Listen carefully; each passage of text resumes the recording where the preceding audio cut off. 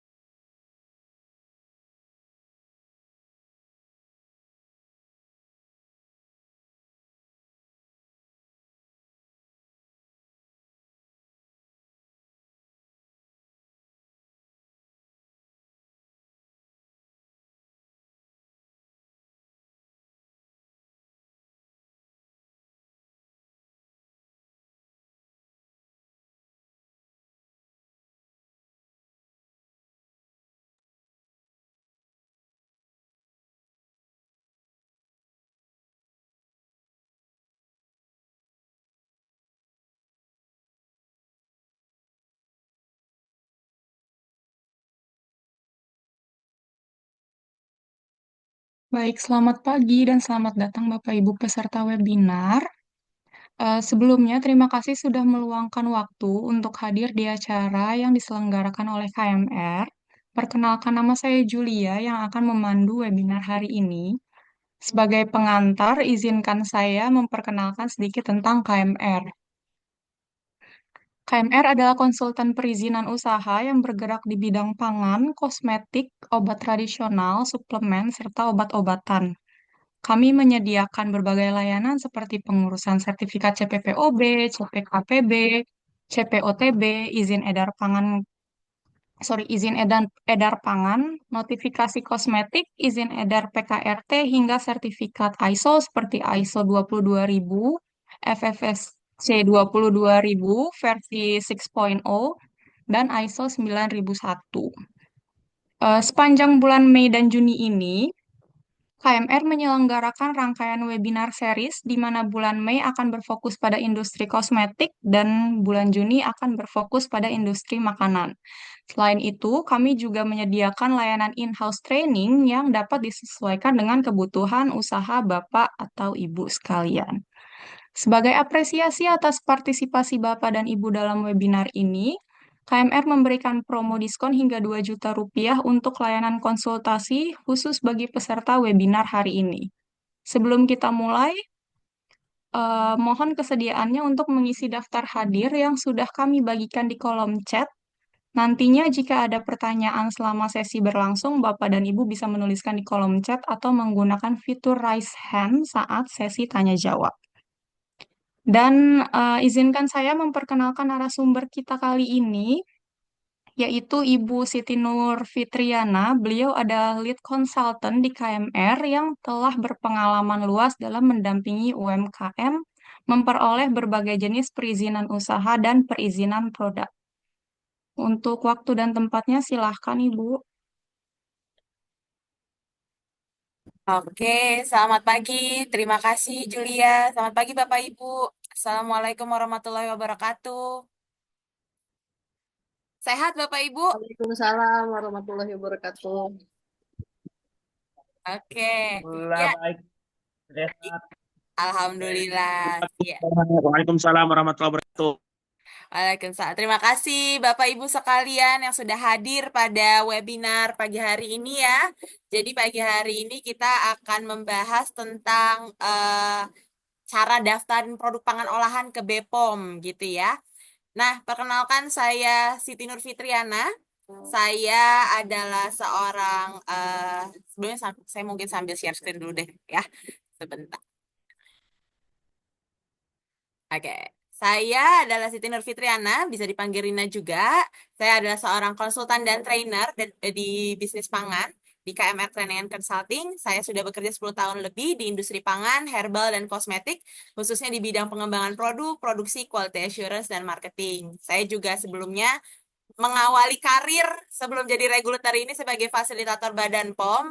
Angkatan pertama, dulu pertama kali BPOM buka fasilitator ya. Jadi waktu itu saya ikutan. Oke, jadi hari ini kita mau bahas izin edar produk pangan ya Bapak Ibu ya. Di sini kalau boleh tahu Bapak Ibu pelaku usaha pangan kah? Mungkin boleh di chatbox diinfokan produk pangannya apa gitu. Silahkan sambil kita kenalan. Mohon izin Bu, saya bukan pelaku usaha tetapi pemerhati. Oh, siap. Terima Pemerhati kasih, Pak Bayu. pangan. Oh, siap. Terima Iya, kasih, Pak sama-sama Bu. Bayu. Sino. Oh, oke. Iya Bu. Siap, salam kenal Pak Bayu. Wah, iya, ini kita kalau misalnya ngadain webinar juga sering ya, banyak pemerhati, penyelia halal gitu. Mungkin kita sama-sama belajar ya di sini ya tentang izin edar. Nanti mungkin Bapak Ibu bisa sekalian kita bisa sambil diskusi, sambil ngobrol-ngobrol mungkin ya kendalanya apa sih kalau misalnya mendampingi UKM boleh, silahkan ya. Oke, jadi mungkin saya izin mulai ya Bapak Ibu sekalian ya. Nah, ngomongin izin edar produk pangan, ngomongin produk pangan lebih spesifiknya, produk pangan itu tuh banyak banget ya. Jadi ada jenisnya, ada produk pangan kemasan, ada produk pangan asal tumbuhan gitu ya, atau hewan. Terus ada yang dari ikan-ikanan. Terus ada juga pangan siap saji, kayak misalnya produk-produk catering, atau misalnya produk-produk restoran ya. Terus ada juga pangan yang mengandung herbal. Ya contohnya misalnya minuman jahe gitu ya. Kadang minuman jahe itu ada yang pakai klaim kesehatan gitu, misalnya untuk memelihara kesehatan gitu ya. Nah, itu tuh jatuhnya pangan yang mengandung herbal. Dan untuk pendaftaran izin edarnya itu berbeda-beda Bapak Ibu. Jadi untuk mendaftarkannya itu di beda-beda institusi. Dan mungkin hari ini kita akan lebih spesifik ngomongin pangan kemasan ya Bapak Ibu ya. Nanti mudah-mudahan kalau misalnya ada sesi lagi selanjutnya webinar-webinar lain lagi kita bisa bahas lebih banyak tentang pangan-pangan lainnya. Mungkin pangan dari hasil pertanian atau misalnya pangan siap saji gitu ya. Ataupun obat tradisional atau pangan yang mengandung herbal ya. Hari ini kita fokusnya ke pangan kemasan dulu. Nah, kalau pangan kemasan sendiri, mungkin di sini Bapak Ibu udah ada yang pernah daftarin produk juga gitu ya. Itu kalau misalnya untuk pangan kemasan bisa didaftarkan kalau misalnya nggak ke BPOM yaitu ke Dinas Kesehatan. Jadi antara dua institusi ini ya. Nanti kita akan lebih lanjut ngobrolin kapan sih kita daftarnya ke BPOM, kapan sih kita daftarnya ke Dinas Kesehatan. Terus ada juga pangan asal tumbuhan. Kalau yang bahan-bahan pertanian ini tuh ada yang dibawa Kementan atau misalnya ada yang dibawa apa namanya Perikanan dan Kementerian Perikanan dan Kelautan ya. Lalu ada pangan siap saji. Tadi kayak produk-produk dari catering atau misalnya restoran. Sebenarnya dia bukan izin edar ya. Dia lebih namanya lebih sertifikat, sertifikat like hygiene itu namanya. Jadi biasanya sertifikat layak hygiene dan sanitasi ini atau SLHS ini adalah sertifikat yang menunjukkan kalau misalnya produk yang diolah di sarana usaha Bapak Ibu itu sudah layak karena atau sudah layak secara hygiene dan sanitasinya karena orang-orangnya sudah dilatih gitu ya dan sudah diinspeksi nih sama dinas kesehatan nih sarananya gitu ya. Nah, itu biasanya buat industri boga dia pakainya SLHS dan kalau beberapa klien kami kenapa mereka mau sertifikasi layak hygiene, biasanya mereka itu mau masukin cateringnya ke kantor-kantor gitu dan diminta biasanya tuh SLHS atau sertifikasi layak hygiene dan sanitasi dan juga sertifikat halal. Terus ada yang namanya pangan mengandung herbal. Tadi sempat ke-mention sedikit. Ini contohnya jamu-jamuan gitu ya. Misalnya jamu dari jahe dan dia ada klaim kesehatannya. Atau jamu dari kunyit itu dia ada klaim kesehatannya untuk misalnya meringankan sakit saat haid gitu ya kayak misalnya contohnya Kiranti gitu ya. Nah itu daftarnya juga ke Badan POM tapi dia berbeda ya direktoratnya beda nih sama pangan. Kalau yang pangan itu ke registrasi pangan olahan, kalau ini registrasi obat tradisional dan suplemen ya. Jadi beda direktorat dan juga ada perbedaan persyaratan pastinya ya karena jenis pangannya itu berbeda atau jenis produknya itu berbeda. Oke, lanjut. Nah, ngomongin izin edar produk pangan olahan, ya. Kita cari tahu dulu sebenarnya pangan olahan itu sebenarnya apa sih, ya? Jadi pangan olahan sendiri adalah makanan atau minuman yang diproses dengan cara atau metode tertentu, pakai bahan tambahan ataupun tidak pakai bahan tambahan. Nah, untuk pangan olahan tersebut, dia wajib memiliki izin edar, ya. Khususnya adalah pangan yang dikemas secara eceran. Seperti itu.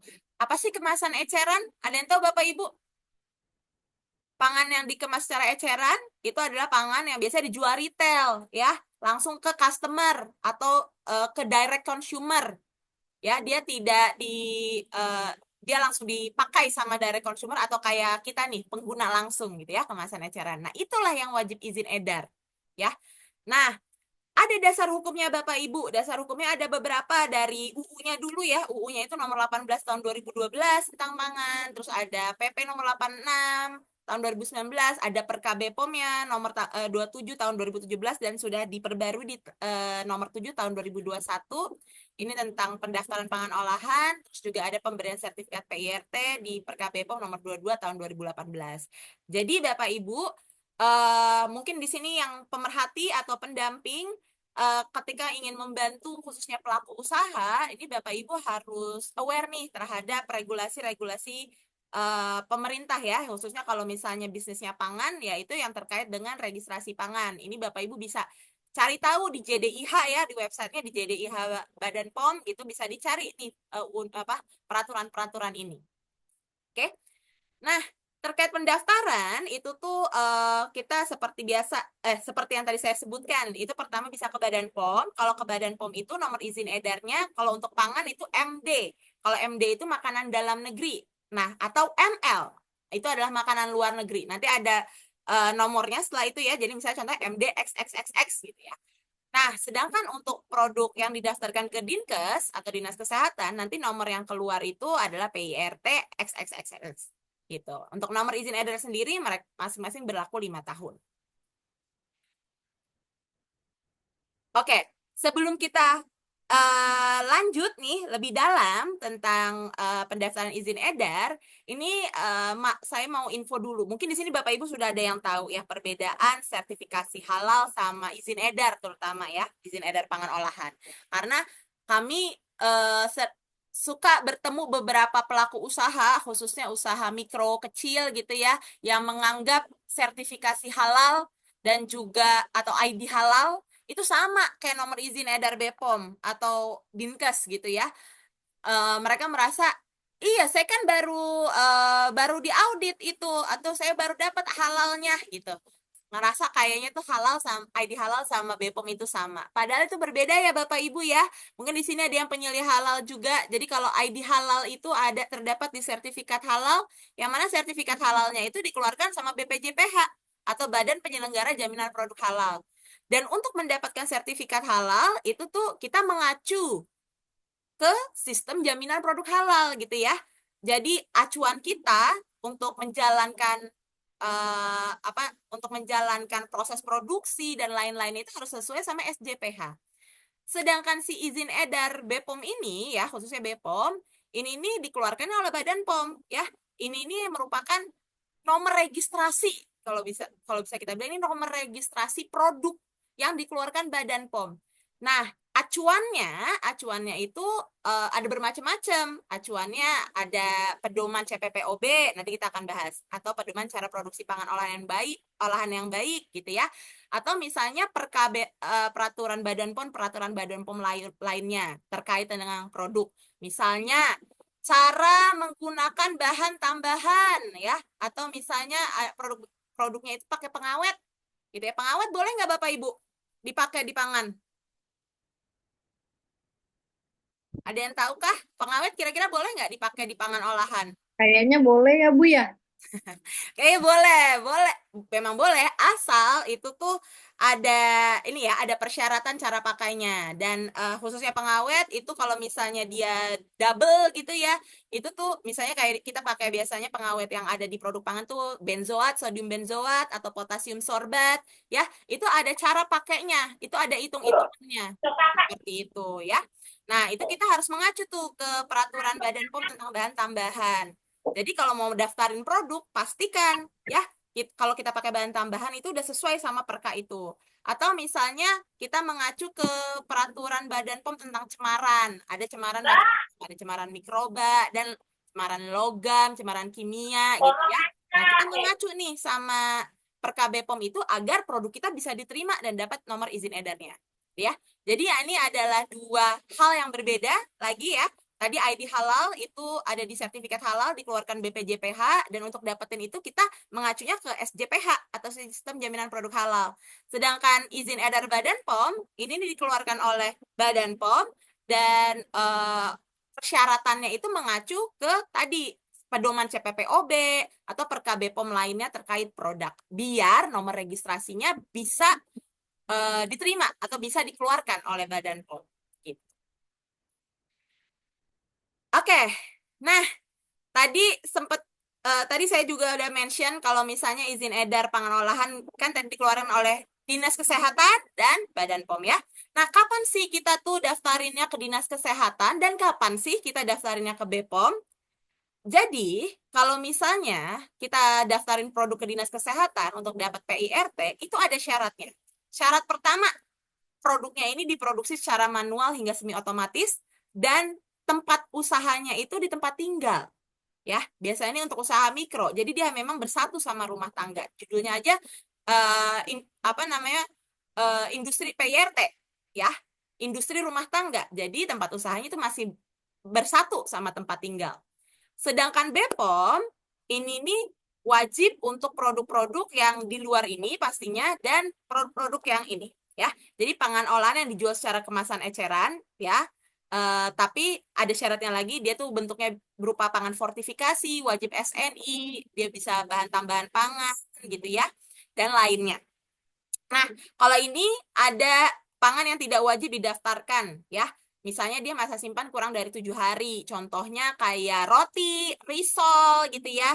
Itu kan kurang dari 7 hari. Cuma memang ada nih Bapak Ibu yang memang mereka jualnya risol tapi dia dikemas misalnya di Mika ada labelnya di itu dia daftarkan izin edarnya, atau risol frozen gitu ya, itu didaftarkan izin edarnya. Terus diimpor dalam jumlah kecil. Kalau diimpor jumlah kecil itu kita tidak perlu izin edar, tapi kita butuh semacam surat keterangan impor yang dikeluarkan Badan POM juga ya, tapi namanya SAS. Nah, habis itu digunakan lebih lanjut sebagai bahan baku. Jadi misalnya Bapak Ibu punya produk tepung-tepungan gitu ya, Bapak Ibu jualnya cuma ke restoran atau ke catering-catering, ya itu sebenarnya tidak diperlukan ya. Kecuali kalau itu tepung dijual ke retail juga atau ke konsumen langsung, itu wajib. Terus pangan olahan dalam jumlah besar yang tidak dijual secara langsung ke konsumen akhir, nih kayak tadi, terus diolah dan dikemas di hadapan pembeli, ya contohnya gado-gado gitu ya, dia sebenarnya tidak butuh izin edar, tapi dia mungkin butuh sertifikat like hygiene, Terus pangan siap saji ya, tadi pangan siap saji itu butuh sertifikat layak hygiene, terus mengalami pengolahan minimal pasca panen. Jadi kayak misalnya apa namanya? Merica digiling gitu ya. Itu sebenarnya tidak wajib didaftarkan, tapi sebenarnya kalau mau didaftarkan juga nggak masalah. Oke? Ya, ini adalah yang tidak wajib didaftarkan. Kalau ini adalah persyaratan kapan didaftarkan ke Dinas Kesehatan. Dan produk sendiri ya, untuk terkait produk ada syaratnya nih Bapak Ibu. Produk yang bisa didaftarkan di industri rumah tangga atau PIRT ya. PIRT ini selain tadi syaratnya ini, tadi ya diproduksi secara manual hingga semi otomatis, terus tempat usahanya di tempat tinggal, produknya pun harus ini. Di luar ini itu dia harus daftarkan ke Badan POM ya. Jadi produknya ada 11 kayak hasil olahan daging kering, hasil olahan perikanan gitu ya, tapi yang masih kering-kering gitu ya, mungkin kayak rebon atau ikan-ikan kering gitu ya, ikan-ikan yang kecil-kecil gitu. Terus hasil olahan unggas dan telur, hasil olahan buah sayur dan rumput laut, terus tepung-tepungan, minyak, gula, kembang coklat, terus habis itu kopi dan teh kering. Kopi itu boleh PIRT, tapi kalau ngomongin kopi instan, dia tidak boleh PIRT karena dia wajib SNI ya. Wajib SNI itu masuknya ke BPOM. Nanti kita bahas. Nah, ini adalah produk-produk yang bisa didaftarkan PIRT. Asal tadi satu, dia tempat usahanya di tempat tinggal ya, masih bersatu sama rumah tangga. Ini masih bisa untuk daftarkan PIRT. Kalau dilihat dari segi produknya gitu ya, kayak hasil olahan daging kering, contohnya kayak abon-abonan gitu ya, terus tepung-tepungan, biji-bijian, ini kategori produk ini bisa dibilang kategori produk-produk yang sifatnya beresiko rendah. Maksudnya apa resiko rendah? Resiko rendah ini dia itu sebenarnya ada ya ada ketentuannya. Dia dibilang resiko rendah salah satunya AW-nya di bawah 0,8. Aduh, apa tuh AW ya? AW itu bukan AW fried chicken, tapi AW itu adalah water activity atau aktivitas air atau air bebas yang bisa dimanfaatkan sama mikroba. Jadi gini, mikroba itu kan bisa tumbuh ya dalam produk pangan. Nah, salah satu unsur yang bikin mikroba berkembang biak dengan baik dan benar itu adalah air. Oke, ya. Jadi ada air di dalam pangan itu bisa mempercepat pertumbuhan mikroba. Produk-produk kering ini, produk-produk resiko rendah ini itu bisa dibilang produknya kering. Jadi airnya tuh nggak banyak. Air yang bisa dimanfaatin sama mikroba buat hidup itu tuh nggak banyak, ya. Makanya umur simpannya bisa lebih panjang daripada produk-produk yang airnya itu banyak. Contoh kayak risol kan airnya banyak ya. Nah, si risol itu dia mudah makanya mudah rusak karena salah satunya tuh si airnya itu banyak gitu. Bisa air yang bisa dimanfaatkan atau yang dipakai sama mikroba buat berkembang biak itu tuh banyak, makanya dia cepat rusak. Nah, produk-produk yang bisa didaftarkan ke Dinas Kesehatan untuk PIRT ini adalah produk-produk dengan resiko rendah yang bisa dibilang kering-kering, sehingga untuk handlingnya atau misalnya cara penanganannya itu lebih mudah, lebih simple. Kayak misalnya kalau kita gampangnya gini, kayak risol lagi di otak saya lagi risol mulu nih. Risol frozen itu kan umur simpannya pendek sebenarnya, tapi dengan dia dipakai teknologi freezer gitu ya, di freezing, dia umur simpannya bisa sampai 6 bulan ya. Dia dipaksa umur simpannya sampai 6 bulan.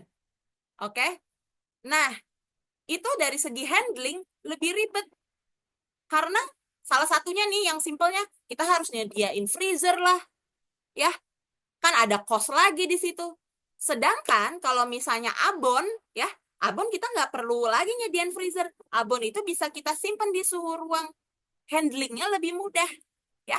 Nah, itulah contoh-contoh produk atau karakteristik produk yang bisa didaftarkan ke Dinas Kesehatan untuk mendapatkan izin edar PIRT. Nah, di luar produk-produk ini harus didaftarkan ke BPOM. Jadi ini ya produk-produk yang tidak boleh dapat PIRT, contohnya tadi frozen food ya, risol frozen. Walaupun kita masih bersatu dengan rumah tangga, itu disarankan dan sebenarnya diwajibkan untuk didaftarkannya ke BPOM, bukan ke Dinas Kesehatan. Jadi nanti nomor izin edarnya MD. Terus ada juga namanya pangan sterilisasi komersial atau produk pasteurisasi. Contohnya kayak produk UHT, susu UHT, santan UHT gitu ya. Atau misalnya sekarang contoh produk-produk retort itu ada rendang, dia bisa tahan 2 tahun ya.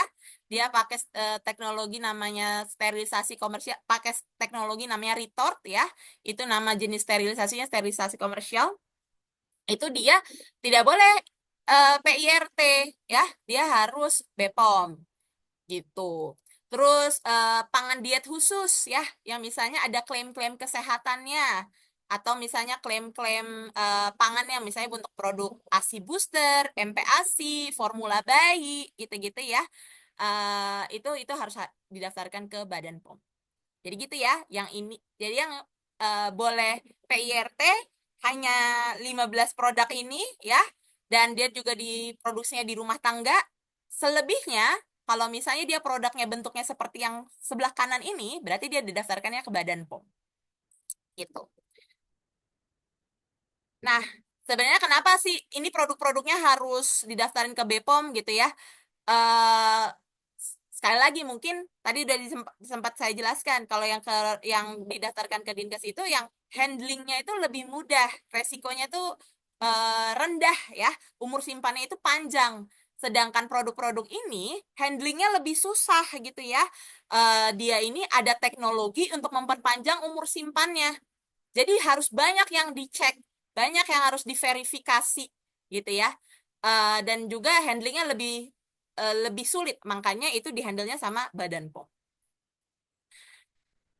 Terkait dokumen persyaratan, ini adalah dokumen persyaratannya. Jadi kalau misalnya Bapak Ibu mungkin di sini produknya diproduksi dalam negeri gitu ya, ini kurang lebih dokumen administratifnya.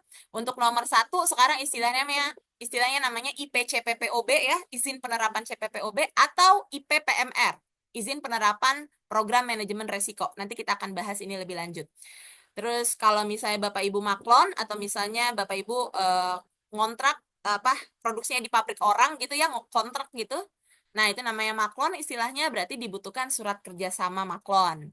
Terus habis itu kalau ada produk Bapak Ibu license, berarti ada surat license juga jika ada surat license. Terus kalau terkait dokumen teknis itu biasanya ditanya bahan bakunya apa, komposisinya berapa masing-masing bahan baku gitu ya. Terus proses produksinya gimana, terus hasil uji produk akhirnya gimana. Ya, kalau ngomongin hasil uji produk itu biasanya ngecekin tentang cemaran. Misalnya cemaran mikroba, cemaran logam berat, terus ada juga cemaran kimia. Nah, ini tergantung kategori produk pangannya apa. Terus ada informasi tentang umur simpan, kode produksi, ya, informasi tentang kode produksi, terus rancangan label, produk spek, ya. Terus habis itu dokumen pendukung lainnya jika dibutuhkan.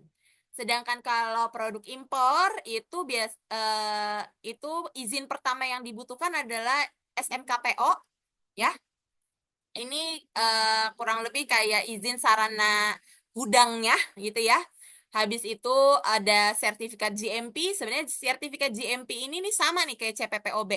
GMP ini jadi CPPOB atau cara produksi pangan olahan yang baik yang dibuat oleh pemerintah Indonesia itu mengacu sama persyaratan good manufacturing practice. Jadi kalau di luar negeri atau misalnya di seluruh dunia ini persyaratan dasarnya itu adalah good manufacturing practice. Atau sekarang namanya sebenarnya udah ganti ya Bapak Ibu ya. Menurut kodeks namanya sekarang good hygiene practice. Jadi si CPPOB ini dia mengacu ke dokumen kodeks tersebut ya, persyaratan kodeks tersebut. Jadi kalau misalnya mau dari luar negeri, CPPOB-nya ngelihatnya dari mana? Ya dari sertifikat GMP ini. Atau sertifikat HACCP, atau sertifikat ISO 22000 gitu ya. Terus habis itu ada LOE, ya, surat penunjukan dari perusahaan luar negeri. Misalnya Bapak Ibu produk distributor di sini, terus saya dari Malaysia misalnya mau impor lewat Bapak Ibu, saya tuh harus bikin surat yang menunjukkan kalau Bapak Ibu itu adalah importir saya atau distributor saya, ya. Terus habis itu ada namanya sertifikat kesehatan atau sertifikat of sertifikat kesehatan dan atau sertifikat bebas jual atau sertifikat of resale. Ini biasanya dibuat di otoritas di negara masing-masing ya, yang menjelaskan kalau misalnya produk itu sudah sudah bebas diperjualbelikan di negara asalnya. Kalau dokumen teknisnya kurang lebih sama ya, ngomongin tentang komposisi, proses produksi, dan lainnya. Oke. Nah, tadi kita ngomongin dokumen, sekarang kita ngomongin prosesnya. Jadi biasanya kalau saya nyeritain ke klien gitu ya, kalau mau dapetin izin edar BPOM nih buat produk pangan, caranya pertama tuh ngapain? Oke. Cara pertama, Bapak Ibu harus punya izin penerapan ini. Kalau Bapak Ibu produksi sendiri, berarti ada namanya izin penerapannya itu izin penerapan CPPOB atau izin penerapan PMR. Kalau Bapak Ibu produksi sendiri. Tapi kalau Bapak Ibu impor, Bapak Ibu harus memenuhi harus memiliki sertifikat SMKPO ini. Ya. Ya, ini untuk distribusi untuk sarana impor atau distribusi. Oke. Nah, mungkin saya akan lebih banyak di sini nih di produksi dalam negeri gitu ya. Karena mungkin kayaknya kebanyakan produsen-produsen lokal. Jadi, kalau misalnya Bapak Ibu memproduksi produk sendiri, Bapak Ibu itu sarananya harus punya izin penerapan CPPOB atau PMR. Kira-kira izin mana nih yang cocok sama Bapak Ibu? Nanti kita bahas ya. Karena untuk memilih izin sarana itu kita harus ngelihat dari satu skala usaha dan juga yang kedua karakteristik produk. Ya, kelas karakteristik produknya itu resiko rendah kah? Resiko menengah tinggi kah? Nah, seperti itu ya. Nanti kalau udah dapat izin sarana ya, misalnya udah dapat IPCPPOB-nya atau sudah dapat IPPMR-nya, Bapak Ibu baru bisa daftar produknya ke tahap 2. Jadi ini tahap 1, izin sarana dulu. Tahap 2, itu baru izin edar produknya. Ya, izin edar produknya. Jadi bisa dibilang tahapannya ada 2. Izin sarana, baru izin produk. Selalu seperti itu. Ya. Nah, nanti kalau udah dapat nomor izin edar, tugas BPOM dia melakukan inspeksi terhadap atau melakukan pengawasan terhadap produknya di pasaran. Ya, seperti itu. Oke. Jadi langkah-langkah pertama itu adalah kita harus registrasi akun perusahaan. Ini administratif sekali. Mau ngajuin si izin sarana dulu, mau registrasi produk, kita daftar akun perusahaannya dulu ya. Ini atau kita mengintegrasikan dari OSS ya, akun perusahaan kita dari OSS ke akun masing-masing nih. Jadi kalau misalnya untuk ngajuin izin CPPOB atau izin PMR, itu tuh dia kewenangannya di balai. Ya, kewenangan dikeluarkan oleh balai, kewenangannya tuh oleh balai POM setempat gitu. Ya, untuk websitenya juga itu namanya e-sertifikasi ya. Jadi nanti Bapak Ibu daftarnya di situ. Terus kalau misalnya mau registrasi produk itu di IREK produk tadi ya, ada di foto IREK produk, dan itu kita juga harus ngajuin, kita harus integrasiin dulu juga dari OSS, kurang lebih begitu. Nah, jadi karena kita mau ngajuin izin CPPOB ini ya, atau izin sarana CPPOB ini atau IPCPPOB ini, maka dari itu step 1 Bapak Ibu harus memahami apa itu CPPOB atau apa itu PMR, Program Manajemen Resiko. Ya. Jadi untuk mendapatkan izin penerapan CPPOB atau PMR ini, Bapak Ibu itu harus mengimplementasikan CPPOB atau cara produksi pangan olahan yang baik. Tadi mungkin udah saya mention sedikit, CPPOB itu adalah pedoman yang menjelaskan gimana sih caranya pelaku usaha bisa memproduksi pangan olahan yang aman, bermutu, dan layak dikonsumsi. Ya, ini Bapak Ibu bisa cari pedoman CPPOB dikeluarkan Kementerian Perindustrian ya, bisa dicari di internet CPPOB itu seperti apa. Kita tuh checklistnya seperti apa. Dan itu lumayan banyak ya aspeknya yang dinilai dari sarana prasarana, bangunan dan fasilitas, terus proses produksi, Terus karyawannya, personal hygiene, SOP-nya gimana, label pangannya gimana, bahan bakunya bagaimana, gitu ya, formulanya gimana. Nah, inilah aspek-aspek yang dinilai di CPPOB. Jadi, kalau Bapak Ibu mau ngajuin izin penerapan CPPOB atau PMR, pada dasarnya Bapak Ibu harus menerapkan si CPPOB ini. Ya. Nah, terus ada namanya izin penerapan PMR atau program manajemen resiko. Sebenarnya ini kurang lebih sama pengajuannya sama kayak IPCPPOB, tapi dia itu ada persyaratan tambahan. Kenapa ada persyaratan tambahan? Karena izin PMR ini, ya, izin sarana PMR ini diwajibkan untuk produk pangan yang berisiko tinggi. Contohnya apa? Contohnya kayak produk bayi. Atau misalnya Bapak Ibu bikin bahan tambahan pangan, kayak Bapak Ibu bikin pewarna, ya.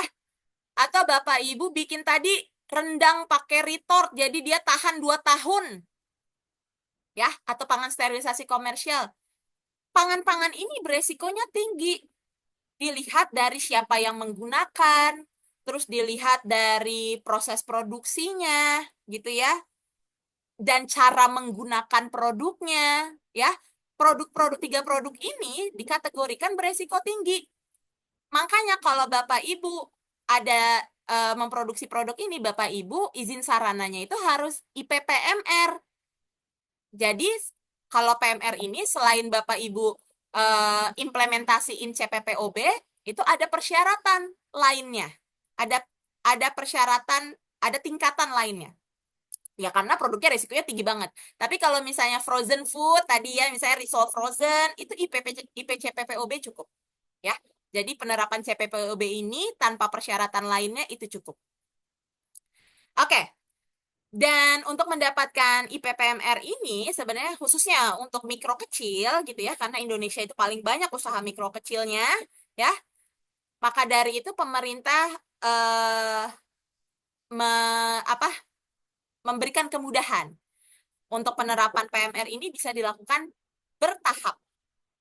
Ya, ada tahapnya sampai 3. Tahap 1 itu adalah inisiasi, tahap 2 itu intensifikasi, tahap 3 itu implementasi. Tapi kalau misalnya usahanya udah menengah besar, dia udah harus sampai tahap 3 ya. Nggak boleh satu-satu nih. Dia harus harus langsung tahap 3. Nah, tahap 1 inisiasi itu yang Bapak persyaratannya adalah yang Bapak Ibu lakukan pertama penerapan CPPOB ya, penerapan CPPOB. Yang kedua, Bapak Ibu harus melakukan yang namanya validasi proses. Ya, validasi proses terhadap proses panas. Jadi kalau misalnya Bapak Ibu pakai retort, teknologi retort untuk mensterilisasi produk ya, sehingga umur simpannya lebih lama, Bapak Ibu harus melakukan validasi panasnya, ya. Apakah apakah panas saat produksinya itu sudah sesuai dengan standar atau belum? Sudah sesuai dengan persyaratan atau belum?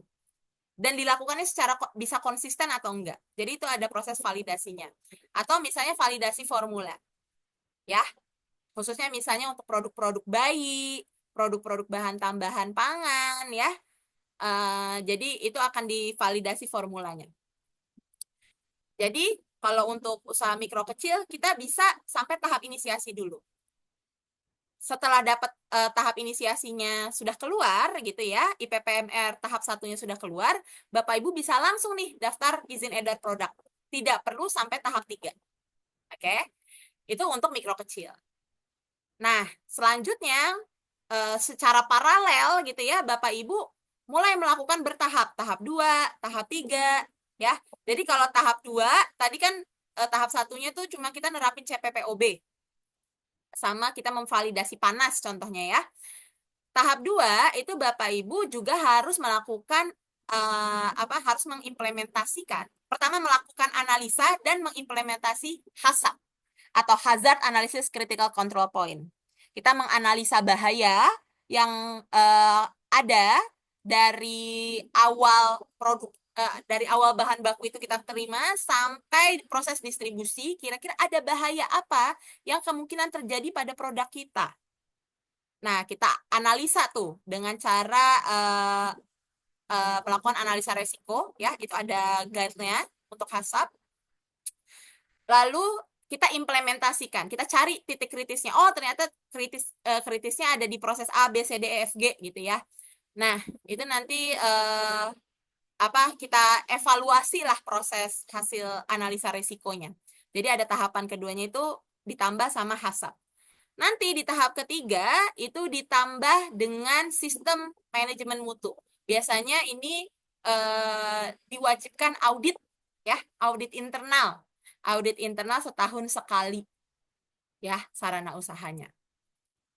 Ini kalau ngomongin CPPOB, ngomongin PMR, ngomongin HACCP gitu ya. Ini bisa minimal 2-3 SKS sendiri gitu ya. Jadi agak panjang. Mungkin jadi saya tidak akan berlama-lama di situ. Tapi kita juga akan ada program coaching klinik gitu ya, program intensif gitu untuk Bapak Ibu mengenal atau mempelajari tentang CPPOB dan bagaimana implementasinya. Dan itu kita bikin programnya 2 hari ya, 2 hari di mana nanti Bapak Ibu akan belajar, kita sama-sama belajar sambil diskusi dari apa itu CPPOB gitu ya. Kita belajar dari awal CPPOB itu apa, terus bangunan dan fasilitasnya harus gimana, layout produksinya gimana gitu ya. Terus kita belajar bikin SOP dari masing-masing produk, kita belajar bikin produk spek ya, dan lainnya. Itu kita intensif 2 hari dari jam 9 sampai jam 5 sore. Jika Bapak Ibu berminat, kalau misalnya ingin mengajukan IPCPPOB, itu bisa daftar aja ke coaching klinik kita, itu online 2 hari di bulan Juni. Di situ kita akan banyak diskusi tentang CPPOB. Mungkin kalau ada yang PMR, nanti kita bisa diskusi ya sambil jalan. Oke, jadi ini kapan kita izin sarananya PMR dan kapan izin sarananya CPPOB. Seperti yang tadi saya sudah infokan, kalau misalnya dia mikro kecil dan resiko produknya tinggi, ya kayak tadi ini ya produk-produknya, itu harus PMR bertahap. Tapi kalau misalnya produk-produknya dia rendah atau menengah, contohnya kayak makanan ringan atau frozen food, dia cukup pakai IPCPPOB aja. Gitu. Ya. Oke. Nah, ini mungkin saya akan jelasin tentang pengajuan IPCPPOB ya di sini ya, IPCPPOB. Kalau PMR mungkin nanti kita bisa diskusi pas sesi tanya jawab. Jadi untuk ngajuin CPPOB kita tadi daftar akun ya, sebenarnya mendaftarkan akun itu langsung terintegrasi dari OSS ke akun e-sertifikasi gitu ya. Nanti kalau misalnya Bapak Ibu misalnya produknya frozen food ya, ini kan dia menengah, dia resikonya itu menengah ya. Berarti Bapak Ibu ada di sini nih prosesnya. Di sini. Jadi setelah kita daftar akun kita diverifikasi, Bapak Ibu harus upload dokumen tentang CPPOB-nya. Jadi ada manual CPPOB, SOP, layout produksi, denah, lokasi gitu ya. Dan ada dokumen lainnya yaitu contohnya hasil penilaian mandiri. Jadi nanti ada form untuk kita mengevaluasi sarana kita seperti apa gitu, ada formnya.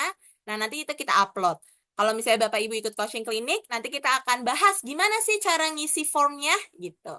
Nah, habis itu setelah dokumen-dokumen diupload, itu biasanya kita lakukan, habis itu akan dievaluasi oleh balai gitu ya. Kurang lebih itu bisa 30 HK hari kerja untuk evaluasinya. Dan selama evaluasi nanti kita tektokan sama orang balai untuk revisi-revisi jika dibutuhkan gitu ya. Sampai akhirnya nanti IPCPPOB-nya keluar. Ya, kalau IPCPPOB-nya sudah keluar, baru kita bisa daftar izin edarnya. Itu untuk resiko sedang. Oke. Nah, tapi kalau untuk skala besar dan menengah, dia itu, oh ya sorry, nanti kalau IPCPPOB-nya keluar, balai, itu dia baru ngelakuin audit. Jadi dia IPCPPOB-nya dulu keluar, baru ada audit dari balai. Datang, biasanya sekitar 3-6 bulan setelah IPCPPOB-nya terbit. Itu untuk usaha mikro kecil. Dan sedangkan untuk skala besar dan menengah, itu balai datang dulu. Ya, jadi setelah dokumen disubmit, balai datang dulu, baru baru nanti ada tindakan perbaikan dari segi dokumen dan sarana. Baru nanti kalau misalnya sudah selesai gitu tindakan perbaikannya, baru keluar IPC PPOB-nya. Dulu pas saya jadi fasilitator tahun 2015, mau usaha mikro kecil kayak skala besar menengah kayak prosedurnya kayak gini. Jadi si balai itu dia evaluasi dokumen dulu, terus lakuin inspeksi sarana dulu, minimal B gitu ya, baru IPC PBOB-nya keluar. Nah, lama-lama, tapi waktu itu jadinya banyak kendala juga karena UKM agak susah karena saat pemeriksaan sarana ini biasanya BPOM balai itu minta dikoreksi atau direnovasi sarananya sedikit. Ya, itu mungkin mempengaruhi biaya dan lain-lain gitulah ya. Makanya dibuatlah relaksasi, peraturannya direlaksasi ya. Jadi kalau untuk mikro kecil, si balai itu akan datang ke sarana setelah IPC PPOB-nya terbit. Oke, nah setelah tadi dapat IPC PPOB atau izin sarana, Bapak Ibu bisa registrasi produk. Kurang lebih tadi persyaratannya yang seperti yang disebutkan ya, ini kan semua terintegrasi sama OSS.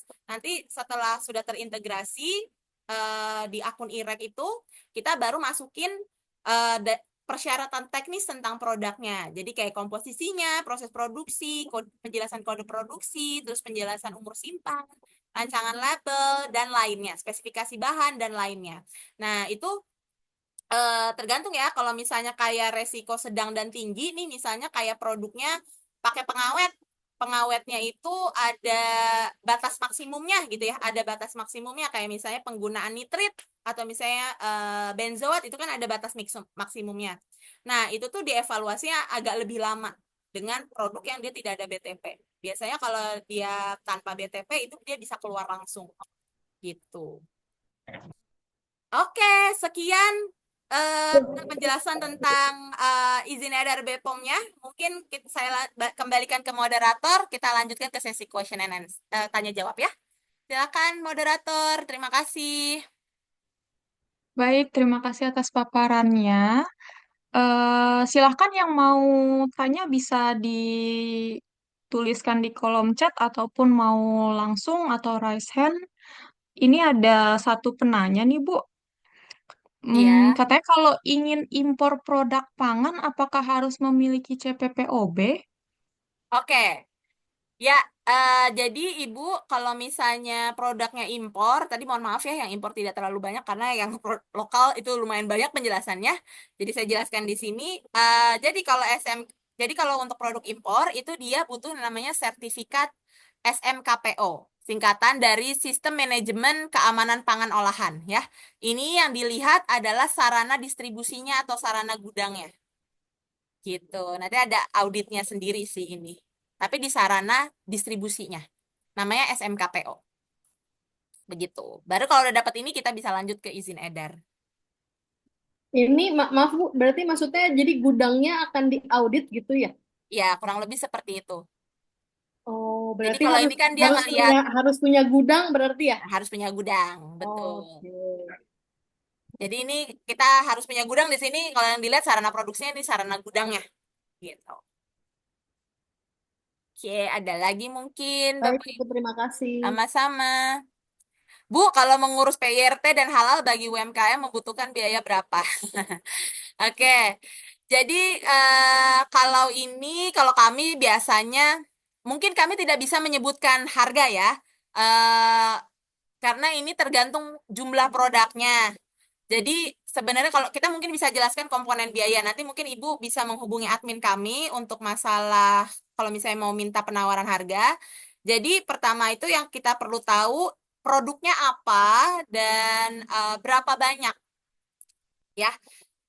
Terus komponen biayanya itu biasanya kalau mau pakai konsultan berarti kan ada jasa konsultan, terus ada kalau untuk halal berarti ada biaya LPH ya atau lembaga pemeriksa halal. Ini untuk bayar auditornya.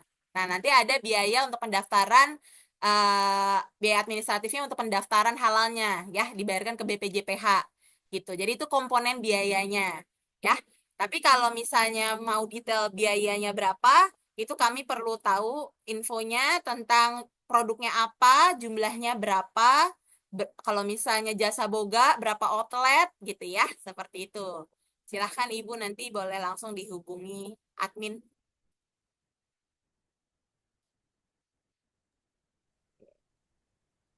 Baik, apakah ada penanya lainnya?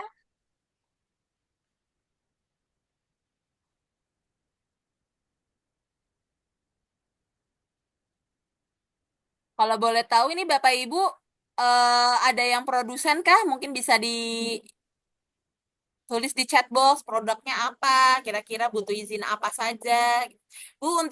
Bu untuk sebelum izin BPOM apakah untuk dapur harus terpisah dengan dapur pribadi masalah produk? Oke. Jadi ini ya Bu Ida apa lokasinya bersatu ya dengan rumah tangga.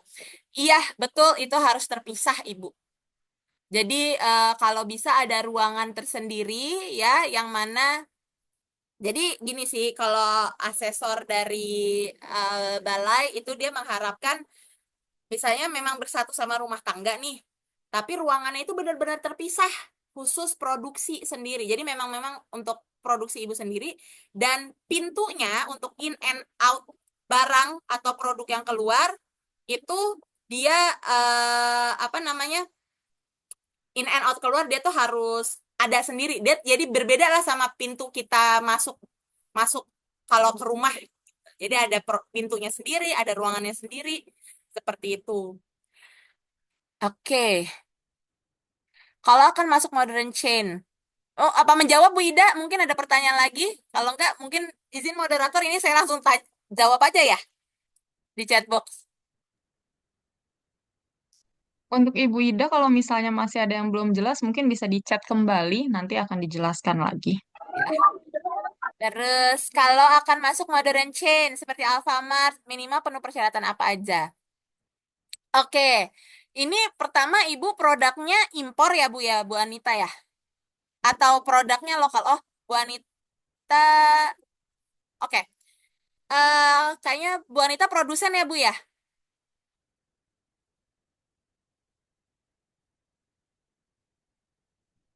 Bu Anitanya. Oke, setahu setahu saya untuk masuk modern chain yang itu yang pasti biasa ditanya tentang izin edarnya gitu. Nah, sebenarnya banyak juga supermarket yang misalnya mereka mengharapkan izin edarnya BPOM. Walaupun produknya mungkin bisa PYRT gitu ya. Nah, jadi biasanya satu izin edar. Nah, tapi nanti silahkan dikonfirmasi ke modern marketnya, kayak ke modern trade-nya. Itu dia butuh izin edarnya apa? PYRT atau BPOM. Terus sama biasanya halal. Gitu, Bu.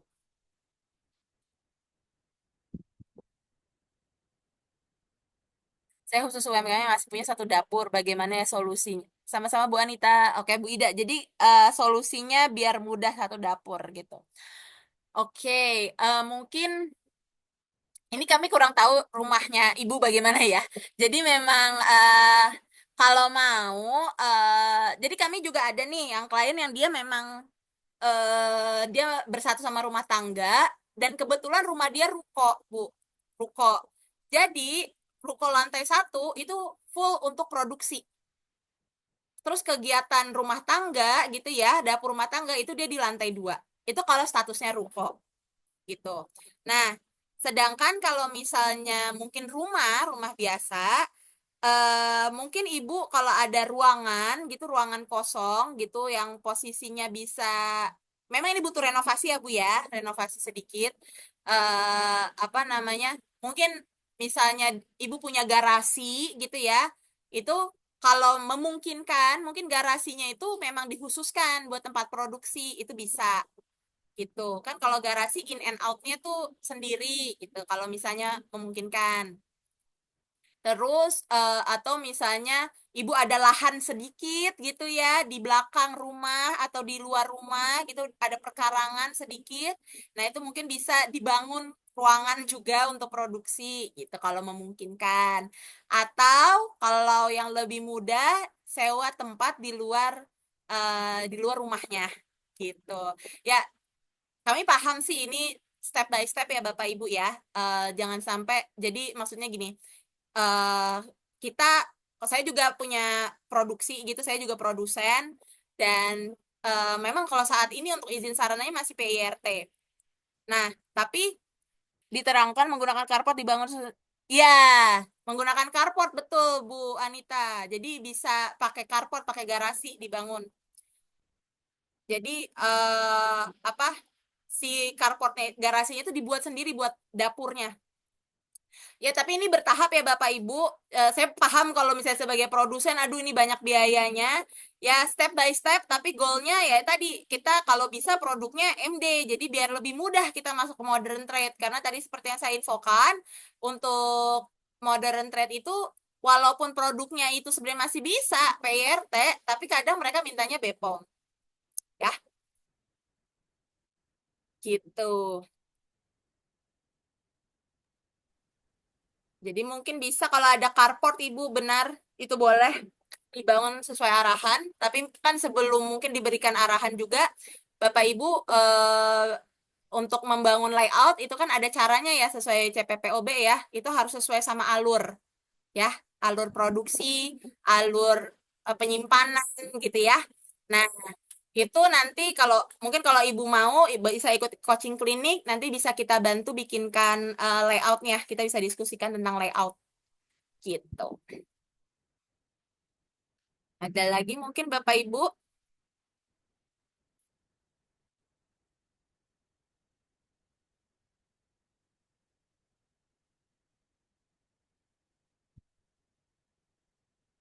Oke. Jadi untuk apa namanya? Kalau misalnya mau ada produk baru, bukan IPC PPOB-nya tidak perlu diurus lagi ya. Tapi ini tergantung ya, Bapak Ibu ya, tergantung kategori produknya. Jadi misalnya Bapak Ibu, ini yang satu produknya daging-dagingan, yang satu sambel gitu ya. Nah, itu IPC PPOB-nya harus didaftarkan dua, untuk dua KBLI. Jadi karena sambel ya, kayak bumbu-bumbu kondimen itu, dia KBLI-nya berbeda sama daging-daging olahan. Jadi tergantung ini produknya KBLI-nya sama atau enggak. Kalau sama, tidak perlu IPC PPOB lagi. Tapi kalau berbeda, berarti Bapak Ibu butuh IPC PPOB lagi untuk KBLI yang baru. Beda KBL, kalau beda KBLI berarti dia harus daftar lagi IPC PPOB-nya.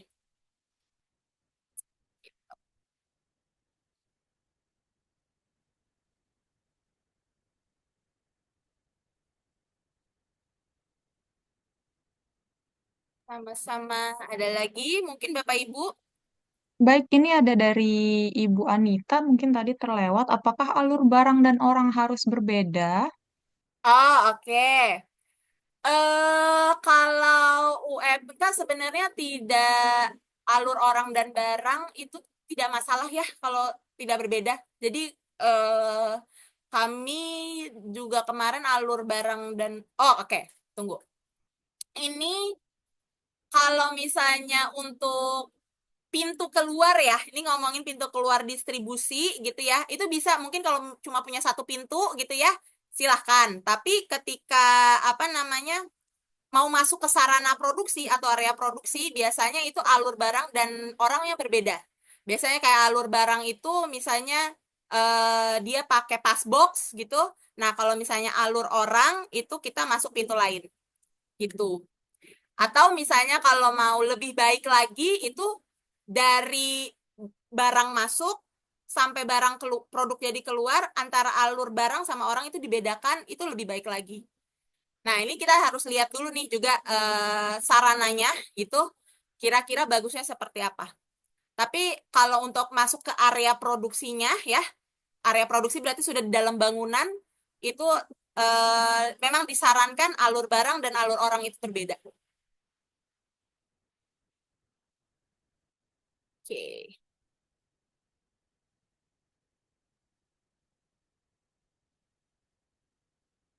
Oke, siap.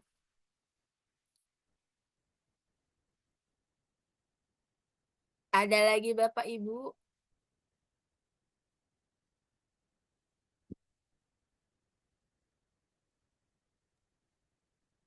Baik, apakah masih ada yang ingin bertanya atau yang belum jelas?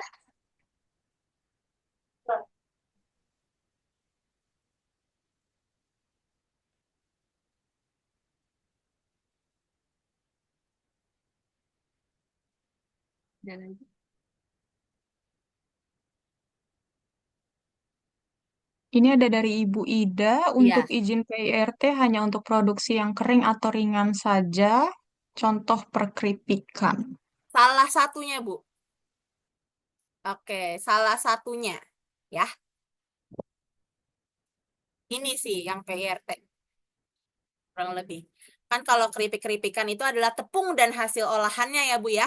Atau misalnya kalau keripiknya keripik buah, berarti kan hasil olahan buah gitu.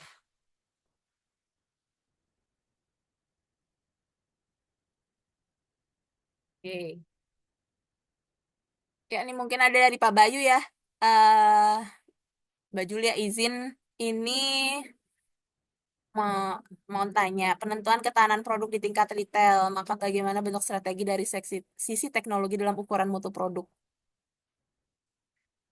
Penentuan ketahanan produk di tingkat retail, maka bagaimana bentuk strategi dari sisi teknologi dalam ukuran mutu? Oke, berarti ini pertanyaannya, mohon maaf Pak Bayu, mungkin nanti kalau misalnya saya salah bisa diklarifikasi ya. Ini yang saya tangkap pertanyaannya dari segi teknologi, bagusnya gimana sih ya untuk produk biar tahan di retail gitu ya? Assalamualaikum warahmatullahi wabarakatuh. Waalaikumsalam Saya warahmatullahi Ahmad Bayu Aryawan, fresh graduate S2 Peternakan, Fakultas Peternakan Universitas Halu Oleo Kendari, Sulawesi Tenggara. Mohon wabarakatuh. Ya, Pak. izin untuk menyampaikan pertanyaan, Bu. Mm-mm. Kalau berbicara soal untuk mutu teknologi, untuk mutu pangan, memang dari peredaran ini kita bisa menentukan apakah produk yang diusahakan itu sudah mengalami yang namanya bagaimana kita dapat mengedarkan secara legal. Artinya produk tersebut walaupun kita sudah memiliki usaha yang baik, sudah berkembang, tetapi jikalau belum secara legal mereka memasarkannya itu, maka akan ada banyak keraguan-keraguan atau pemikiran-pemikiran multitafsir yang dapat menyebabkan produk tersebut itu menjadi mudah diterima dengan ragu-ragu atau apa diistilahkan ya, kita bisa perlu mempertimbangkan karakteristik produk tersebut. Makanya upaya sisi teknologinya bagaimana ini untuk dapat menggambarkan hal tersebut, Bu. Demikian, Bu. Assalamualaikum warahmatullahi wabarakatuh. Oke, waalaikumsalam. Jadi dari sisi teknologinya, produknya apa biar legal itu gimana gitu ya? Maksudnya pas sudah di peredaran legal itu gimana? Oke. Iya, itu yang perlu ditegakkan legalitasnya, Oke, legalnya itu. siap. Ya, jadi ya, jadi kalau misalnya di peredaran, maka dari itu kalau dari segi legalnya eh produk itu wajib punya izin edar ya. Kalau sudah di peredaran untuk eceran konsumen langsung itu dia wajib izin edar. Nah, maka dari itu untuk mendapatkan izin edarnya pemerintah itu membuat regulasi. Ya, kalau misalnya kita mau daftarin izin edarnya ke BPOM, itu ada regulasi-regulasi yang harus dipenuhi. Sebenarnya bukan ke BPOM aja sih, walaupun ke Dinkes itu juga. Jadi ada persyaratan-persyaratan yang harus dipenuhi. Persyaratan pertama, persyaratan dari bangunannya atau dari sarananya gitu ya. Makanya tadi ada IPCPPOB, sarana usahanya itu mereka dilihat dulu, dicek ya sama balai. Sudah sesuai atau belum? Dia mengimplementasikan CPPOB atau tidak gitu. Nah, terus kalau dari segi produknya, ini kalau ngomongin teknologi berarti kita ngomongin teknologi pangannya gitu ya. Dari segi produknya berarti kalau dari segi teknologi pangan, misalnya penggunaan bahan tambahan pangan itu kan itu ada teknologi itu walaupun dia cuma nambahin benzoat ya itu teknologi juga ya, itu adalah bagian dari teknologi pangan. Itu nanti dicek harus disesuaikan sama persyaratan. Benzoatnya itu kadarnya harus berapa? Atau misalnya pengawetnya natrium nitrit gitu ya, dia harus maksimal 30 ppm atau 30 miligram per kilogram produk. Nah, itu ada persyaratannya. Kalau dia lebih dari persyaratan itu, maka produk itu tidak bisa diterima, ya. Produk itu tidak bisa diterima dan tidak bisa dapat izin edarnya. Biasanya pelaku usaha disuruh reformulasi. Tuh satu. Terus ada lagi persyaratan tentang mungkin cemaran mikroba gitu ya. Cemaran mikroba itu juga ada persyaratannya. Itu bisa dilihat di peraturan Badan POM tentang cemaran mikroba ya.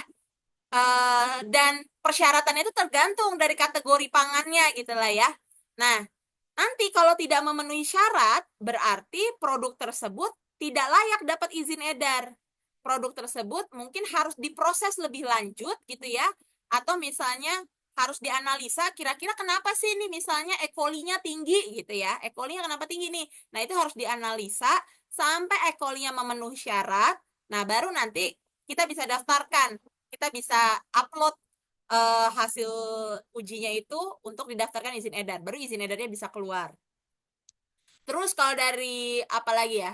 Kalau misalnya ternyata, nah ngomongin tadi cemaran mikroba, kalau ngomongin teknologinya, nah ini tergantung biar mikrobanya misalnya mati gitu ya bisa sesuai persyaratan. Itu kan teknologinya bisa macam-macam. Tadi bisa pakai BTP gitu atau bahan tambahan pangan ya, pakai pengawet atau misalnya pakai sterilisasi komersial. Jadi pakai alat namanya retort, dia dipanasin tuh disterilisasi produknya atau misalnya susu UHT ya itu adalah contoh teknologinya. Nah, itu juga harus ada itu juga ada persyaratannya ya. Apa namanya? Kalau misalnya mau dapat izin edar, ya itu harus dilakukan validasi terhadap pemanasannya. Kurang lebih seperti itu sih, Pak. Mudah-mudahan menjawab pertanyaannya.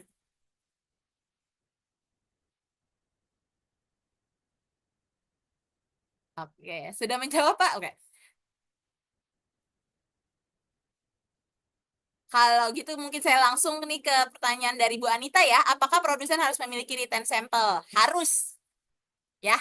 Jadi written sample itu atau sampel pertinggal ya, itu adalah sampel produk yang kita ambil di setiap batch produksi.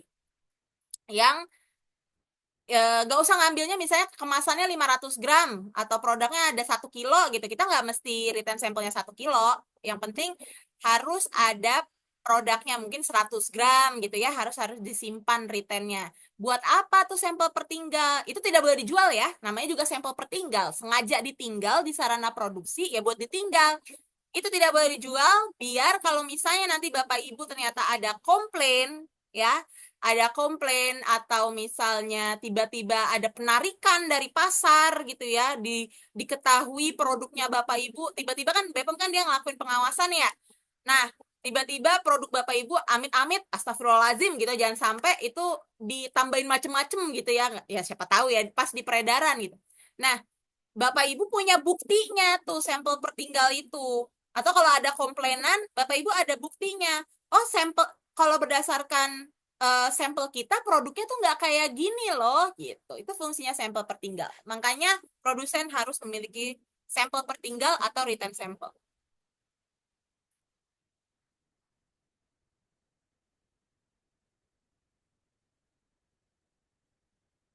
Ada lagi kah? Ini seru ya, ada pertanyaan-pertanyaannya.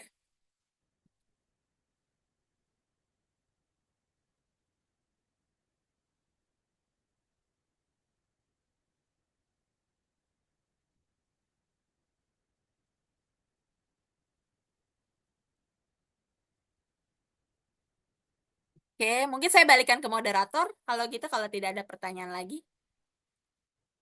Baik, bagaimana Bapak Ibu sekalian? Masih ada yang ingin bertanya atau semuanya sudah jelas? Nanti misalnya ada hal yang ingin diketahui, lanjutannya itu bisa menghubungi admin kami. Baik, jika misalnya tidak ada lagi yang ingin bertanya, terima kasih atas partisipasi dalam webinar hari ini. Sebelum kita tutup, mohon kesediaannya untuk menyalakan kamera, karena kita akan melakukan sesi foto bersama. Dan kami akan tunggu sebentar hingga semua peserta menyalakan kamera ya. Silakan.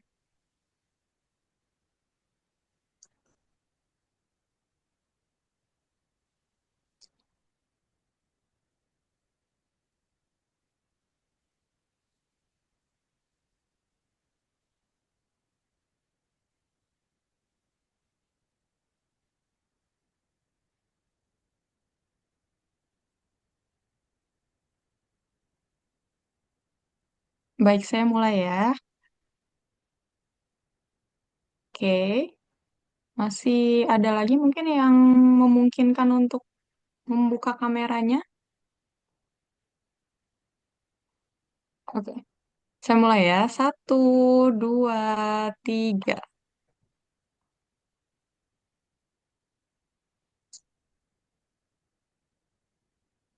Baik, terima kasih Terima hadirannya Bapak dan Ibu kasih. sekalian. Sampai bertemu di webinar selanjutnya. Terima kasih. Terima kasih. Sabar, Ya. Bang.